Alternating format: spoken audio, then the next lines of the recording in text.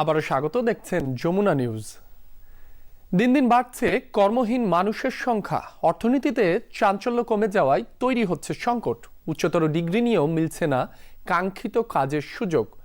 মূলত বিপুল সংখ্যক কর্মসংস্থানের যোগান দেয়া তৈরি পোশাক এবং রেমিটেন্স খাত, কিন্তু পরিবর্তিত সময়ে এই দুই খাতেই অবস্থার উন্নতি হয়নি, বরং সংকট বেড়েছে। উদ্যোক্তারা জানান, অনিশ্চয়তা দূর করে উৎপাদক ব্যবস্থায় গতি ফেরাতে হবে। বিশ্লেষকরা বলছেন, দক্ষ মানব সম্পদ তৈরি করার বিকল্প নেই। পোশাক খাত বলা যায় দেশের অর্থনীতির অন্যতম প্রধান চালিকা শক্তি। মূলত সস্তা শ্রমকে পুঁজি করেই তৈরি হয় অবস্থান। কিন্তু পোশাক খাতে কমছে কাজের সুযোগ।